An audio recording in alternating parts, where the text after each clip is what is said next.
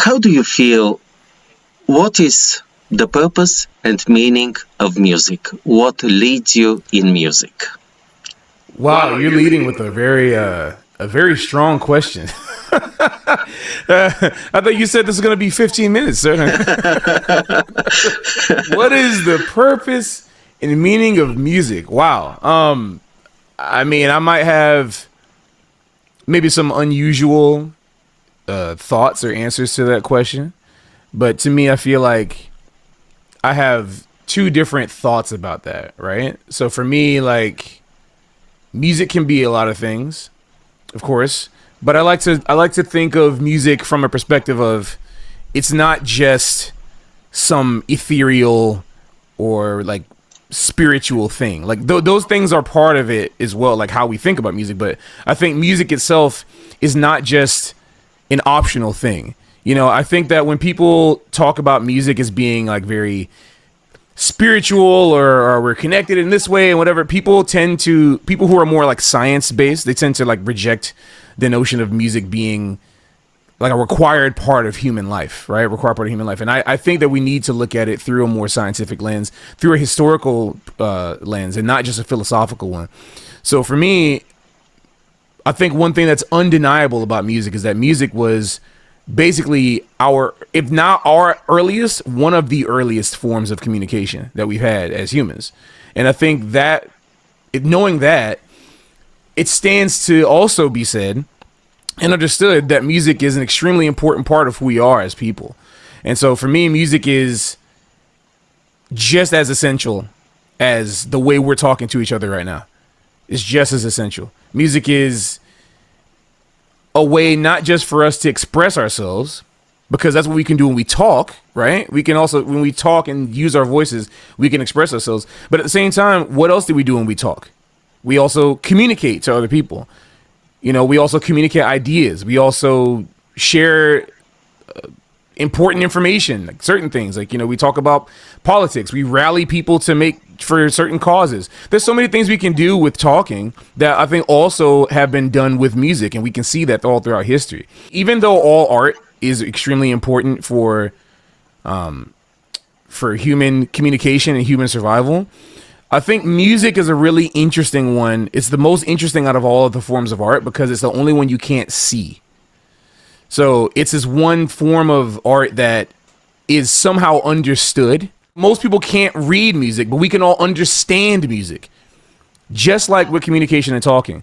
And with art, it's a visual art. You see it. With dance, you see it. Movies, stage, you see it. Cooking, you see it, eat it. There's things that's tangible, but music is this only thing that is not physically tangible, but it impacts us on such a deep level, just like communication. So I think music, really, if you think about it, music is one of the most effective and powerful communication tools that we have as humans. And I think that can be, you can start the perspective on music from that point. So there's so many different ways you can there's so many different directions you can go with that. But I think to me, at the core, that is what music is.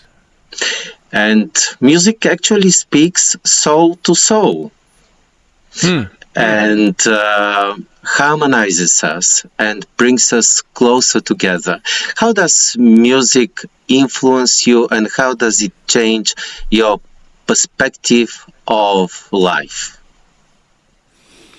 Right. So again, trying to be very short about these answers because this is a lot, right? Basically, my entire life, I've had a really interesting relationship with music because I started off not really thinking it was different than anything that was going on, right? It was just like a thing.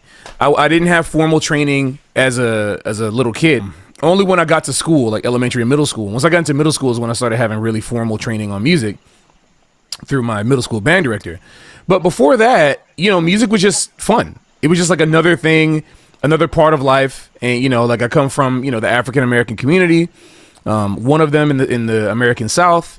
And so music is kind of all around us. My mother, she loved oldies, R&B from the 60s, 70s, and 80s. My grandmother, who I grew up with as well, my grandma, she, you know, of course, she loved gospel music and the blues.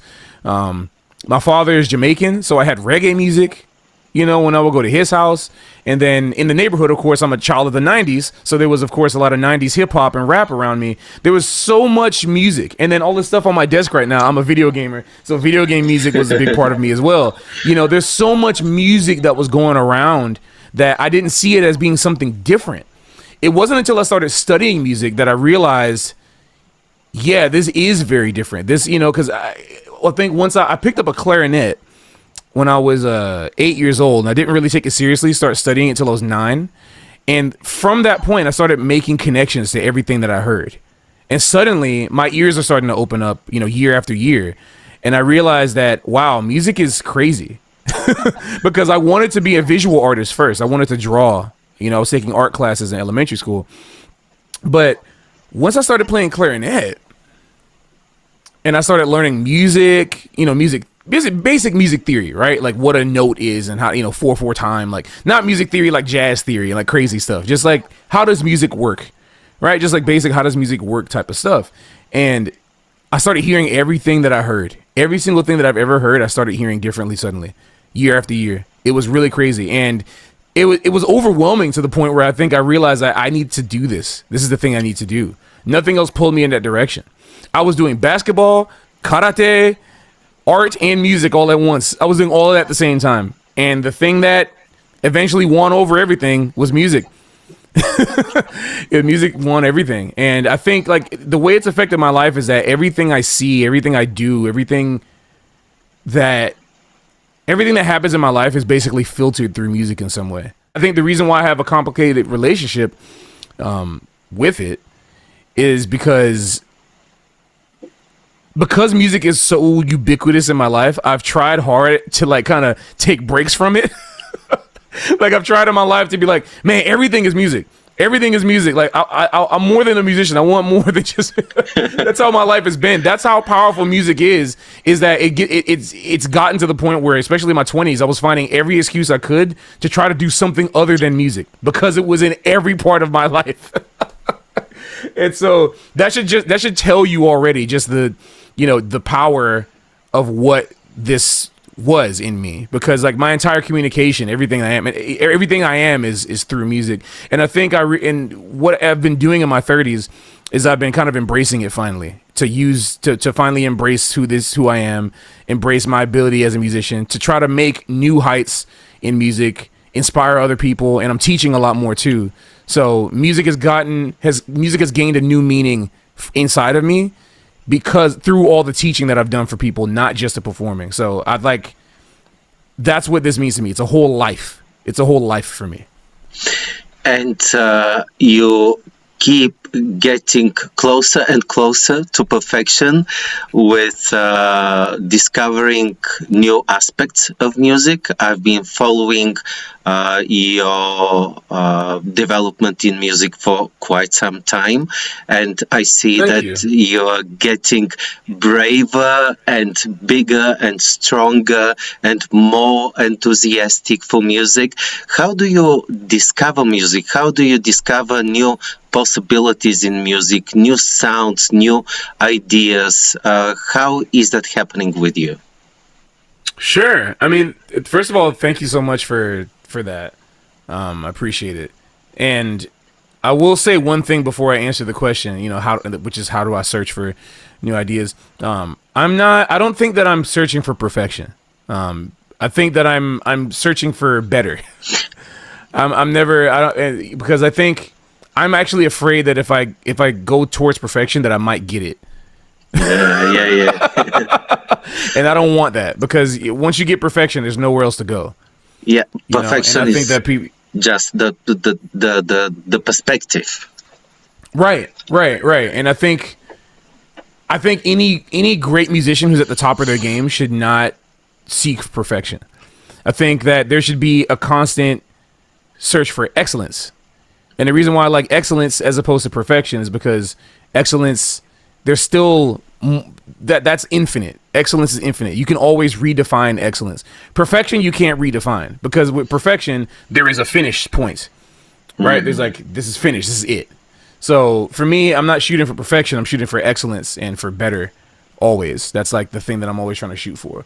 But anyway, that being said, how I search for new stuff, it's kind of in two ways. There's things that come naturally, right? There's things that come just as they come, through just living my life, which is honestly the majority of how things come out. They just come how they come. And then there is inspiration, right? There's like the inspiration to motivate towards something, because I spent so much time in my younger years just listening to music, like to any type of music. I mean, it doesn't matter where it's from, what's happening, it just doesn't matter. Like for me,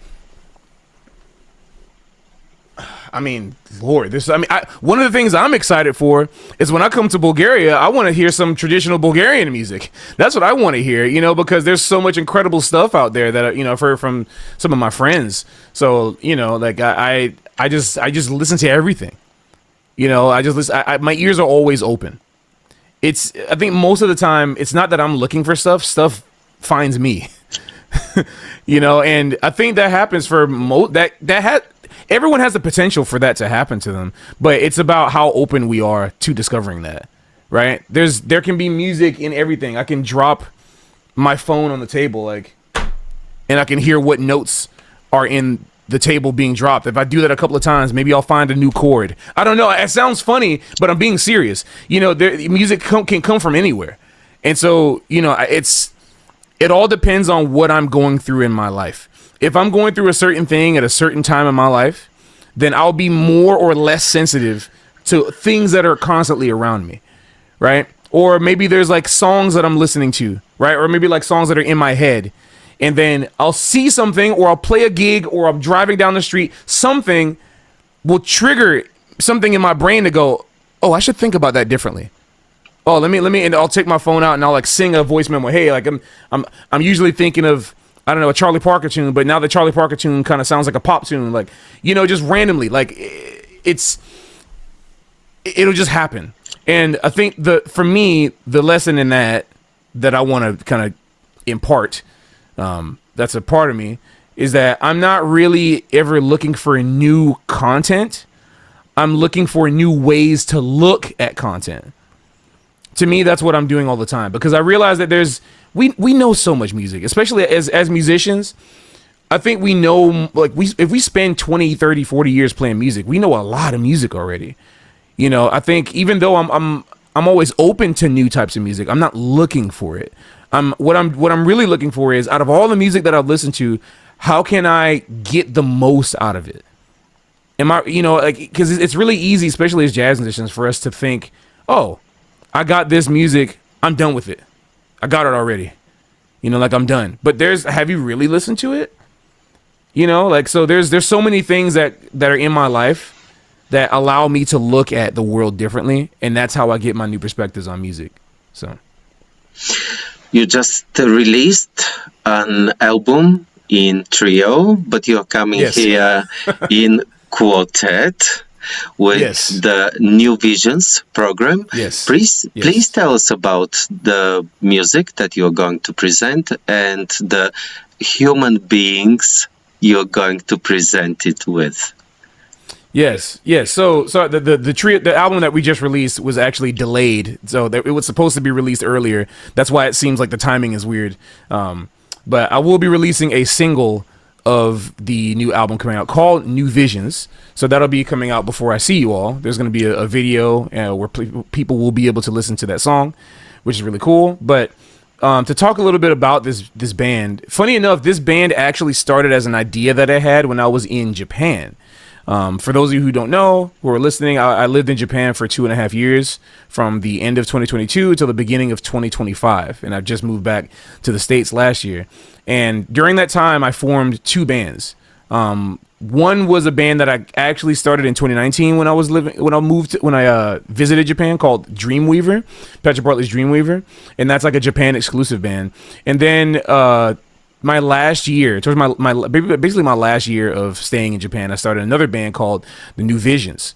And that band was basically a version of the band that I had in Dreamweaver, but with like a different piano player. And what it ended up being is a new way for me to explore music than I hadn't done before. So what was going on with Dreamweaver is that Dreamweaver was kind of like my hybrid more electric, acoustic type of stuff, where I was kind of doing more groove-based music, not exactly straight ahead. And then there was the trio that I had, that I still have, that was basically pure, raw, acoustic, straight ahead jazz music. New Visions is kind of the evolved form of both of those at the same time. It's an evolved form of that. And it's to me, the latest and most visceral way of me to get out the images that I see in my head when I play music. Because I have something called synesthesia, which means that I have color associations to different sounds. But not only do I have color associations to different sounds, I also have certain memories that are attached to certain sounds that I hear that are activated very vividly whenever I hear music. As soon as there's some notes or music playing, there's something that I see. And it can be either vivid or dull. But basically, this band and this music is me finally showing the world my vision of jazz. This is the first time I'm able to really do that in a complete way, and I'm really excited for it because all the songs are my original compositions, except for one composition, which is by our young piano player who's 21 years old, William Schwartzman. He's awesome, and I wanted to do for him kind of what my mentors did for me, bringing up the young people and giving them a voice. And even though I still feel like I'm on my journey and I haven't made it yet, and I still feel like I'm doing stuff, I still feel like I should be doing this. I want to be able to look out and be kind of a role model and a beacon for young people to inspire them to play music and to keep doing this. So hopefully people will see, you got us grown men in our 30s, and then there's this one younger piano player, that's in college right now, playing on stage, touring with a band. Hopefully people can see that and be like, wow, I can do that.